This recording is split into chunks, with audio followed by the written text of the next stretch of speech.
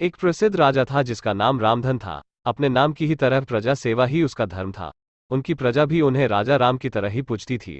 राजा रामधन सभी की निष्काम भाव से सहायता करते थे, फिर चाहे वो उनके राज्य की प्रजा हो या अन्य किसी राज्य की। उनकी ख्याति सर्वत्र थी। उनके दानी स्वभाव और व्यवहार के गुणगान उसके शत्रु राजा तक करते थे। उन राजाओं में एक राजा था भीम सिंह, जिसे राजा रामधन की इस ख्याति से ईर्ष्या थी।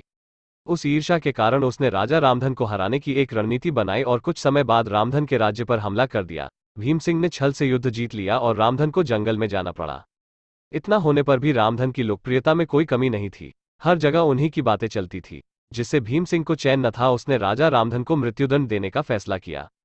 उसने ऐलान किया कि जो राजा रामधन को पकड़कर उसके सामने लाएगा वो उसे 100 सोने की दीनार देगा। दूसरी तरफ राजा रामधन जंगलों में भटक रहे थे।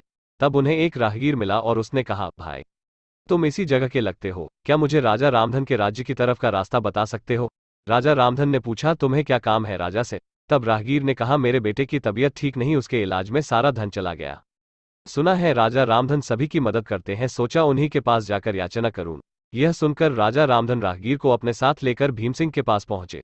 उन्हें देख दरबार में सभी अचंभित थे। राजा रामधन ने कहा, हे राजन, आपने मुझे खोजने वाले को 100 दीनार देने का वादा किया था। मेरे इस मित्र ने मुझे आपके सामने पेश किया है, अतः इसे वो 100 दीनार दे दे। यह सुनकर राजा भीम सिंह को एहसास हुआ कि राजा रामधन सच में कितने महान और दानी हैं, और उसने अपनी गलती का स्वीकार किया। साथ राजा रामधन को उनका राज्य लौटा दिया और सदा उनके दिखाए रास्ते पर चलने का फैसला किया। दोस्तों, इसी को कहते हैं, कर भला तो हो भला।